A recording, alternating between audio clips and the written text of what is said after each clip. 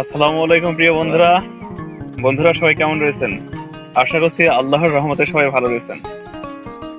বন্ধুরা, আজকে আমরা লাস্ট দিন অর্থাৎ তৃতীয় দিনে আমরা ঘুরতে এসেছি আপনার রামোর রাবার বাগানে। I know you told your friend you're not okay, and tell me what's wrong and why you never said you felt that way. And guess you're trying to stay strong and fake us. তো আজকে last দিন হওয়ার কারণে আমাদের ঘোরার প্ল্যানটাও ছিল অনেক, কিন্তু আবহাওয়া আমাদের বৈরী আবহাওয়ার কারণে আমরা হয়তোবা অনেক জায়গাতেই ঘুরতে যেতে পারবো না। তো সব মিলে দেখা যাক আজকে যে কয়েকটা স্পটে যাব, সেটা বর্তমানে যেখানে এসেছি এটা রামোর আপনার রাবার বাগান। তো রাবার বাগানটা আপনাদের একটু দেখাবো।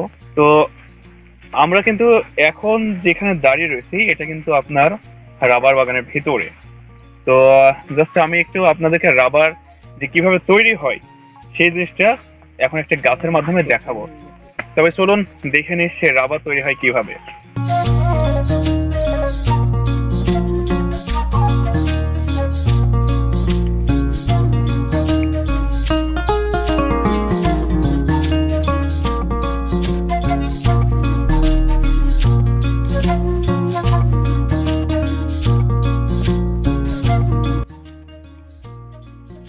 আপনারা দেখতে পাচ্ছেন যে গাছগুলো এখানে কিন্তু প্রতিটা গাছই আপনার রাবার গাছ, যেগুলো এখানে দেখতে পাচ্ছেন।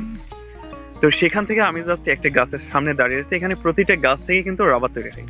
সেটা এখানে যতগুলো গাছ রয়েছে আপনার প্রতিটা গাছ থেকেই প্রায়। তো সেই জায়গাটা থেকে আপনারা দেখুন এই যে এই জায়গাটাতে কিন্তু কাটা, হ্যাঁ, এই কাটা থেকে কিন্তু আপনার রাবারের সৃষ্টি হয়, রাবারের রস থেকে। এই যে এই সাইডটা ভালো করে দেখুন যে এখানে কিন্তু তারা কেটেছে এই বাকলটা কাটার পরে যেমন খেজুরের রস তৈরি হয়, জাস্ট সেই একই সিস্টেমে এখান থেকে আপনার রসটা বের হয় গাছের।